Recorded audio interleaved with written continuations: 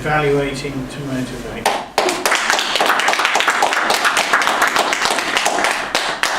So, good evening everybody, Mr. Toastmaster, fellow Toastmasters and very welcome guests.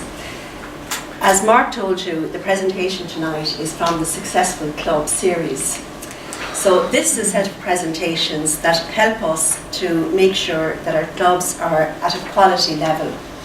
There are various presentations in the set, and this particular one is called Evaluating to Motivate, because that's what we all want to feel after a speech. We want to feel motivated to get up and do it again. And this particular presentation is meant to last between 10 and 15 minutes. So I want you to think, what is the purpose of an evaluation? I mean, what do you hope to get from an evaluation if you're the speaker?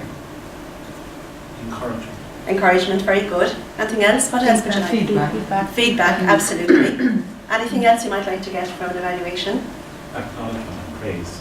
Acknowledgement and praise, excellent. So let's see. Exactly. The purpose of an evaluation is to give the speaker immediate feedback so that they hear straight away what you thought of their speech. We're giving them methods for improving themselves so that they might learn something from the evaluation to take into their next speech. And the purpose, it should always build and maintain and build a person's self-esteem. The evaluation should never have a negative impact on the speaker. So how do we go about evaluating effectively? Well, before the meeting, the evaluator really starts his work, because you need to speak to the speaker that you're evaluating about their speech objectives. Every speech will have a manual to work from. For instance, this manual that I worked from, the speech had a series of objectives. So the evaluator should read the manual to find out what the objectives in the speech are, and also to read the evaluation guidelines.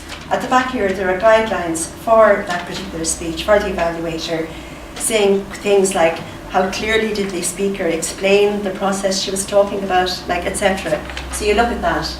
But then you also ask the speaker, have they any particular things they want the evaluator to look at on the night? For instance, last night Mark rang me to know what I was looking for, and I have a terrible habit of speaking very quickly. So my thing, and I'm slowing down as I say it, was to try and speak more slowly.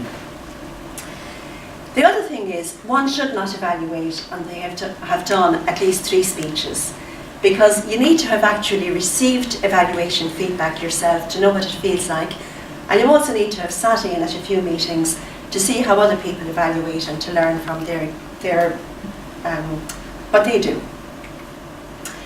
So you've met them in advance, so then during the speech, you need to listen. You need to show the speaker that you're really interested. So you need to sit there and listen carefully, not let yourself get distracted. Listen to everything they're saying throughout the speech and watch them closely. Watch, do they maintain eye contact? Have they good body language? Are they using gestures? Are they taking a lot? Are they using their notes a lot?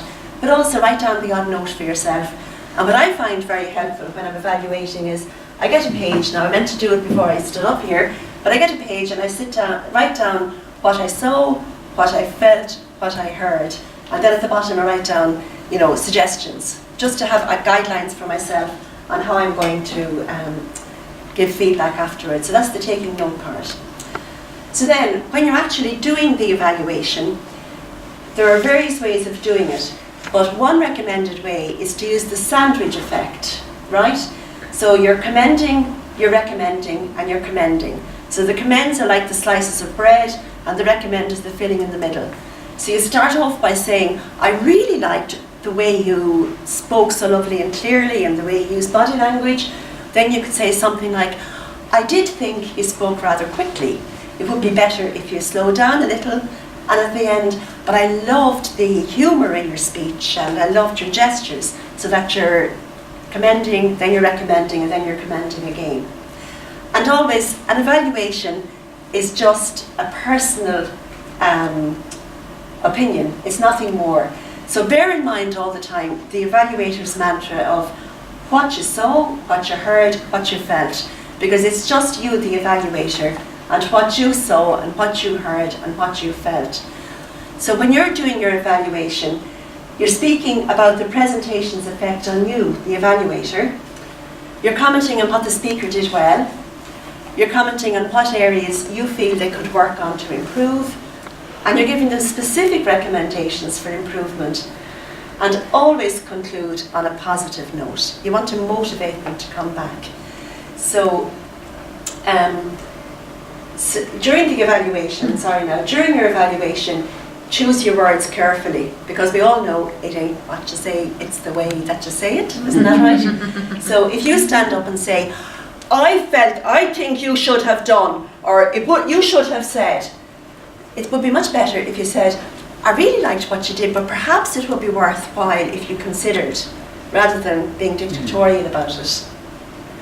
Also, the speech will have lasted 8-10 minutes, 5 to 7 minutes at the least.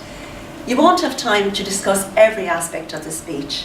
So focus on maybe just 2 or 3 points that you want to emphasize with the speaker. But don't forget, when you're going to ask them to change something, be realistic. Pick something that they can change. I mean, I could maybe slow down my speech, but if I had the misfortune to have a stutter, it would be silly to say, maybe try to stop stuttering the next time. Do you know what I mean? Pick something that they can do something about. And be specific in your evaluation. Don't say that speech is very confusing. It would be better if you said, I found it confusing when you spoke about the 2 horses all the time. I wasn't sure which horse you meant. Maybe if you named the horses Charlie and Brendan, then I'd know when you were talking about Charlie, when you were talking about Brendan. Like, give specific recommendations. Don't be, very broad in your evaluation. Avoid being duplicitous, disingenuous. There's no point in telling somebody they did a great job if you really didn't think they did, or if it was quite obvious that they didn't. That doesn't do anybody any favours. At the same time, you don't want to lambaste somebody and tell them that was appalling, because you don't want them to run out of the meeting and never come back again. So you want to encourage them, but you want to give an honest evaluation. So there'll always be something you liked about the speech. Even the very fact that someone gets up and stands here, I mean, that has to be commended. So you can always, if you thought the speech really was poor, you can always say, wow, well done for getting up here and speaking. It's really difficult, isn't it? And that was fantastic to do. And now the next time, maybe try and do without notes, and maybe the next time. You can always find something to be positive about, but don't say that was a brilliant speech. The person will know it wasn't as well as you. They won't have any faith in any evaluations afterwards. It's always better to be honest, but be encouraging. And then when you're closing, summarise the key points of your evaluation. So you could say, so in summation, I really liked your vocal variety and your use of body language. I feel it would be better if you were to stand still and not move around the place so much. And I loved your enthusiasm and your whatever you think was really wonderful. So like you're commending, you're recommending, and you're commending. And then in your evaluation, you're also evaluating for the benefit of everybody else in the room. So as you're evaluating, say, Mary Healy's wonderful speech there a little while ago, that was a fabulous story that you interpreted, Mary. I just loved it. You had us all in tears there. But as you're commenting on that, you could say, wow, Mary, I really loved that speech. Didn't you love the way she had such fabulous vocal variety? So that, like, we're saying, yes, she did have fabulous vocal variety. She did have. So it's for everybody to benefit from the evaluation, not just the speaker you're evaluating. And the most important thing, we are always evaluating to motivate. So you're really clapping loudly at the end, you're encouraging the speaker, and you're saying that was fantastic. And the main thing you want at the end of an evaluation is that that person you evaluated wants to get up and do a speech soon again. So ladies, gentlemen, evaluate to motivate.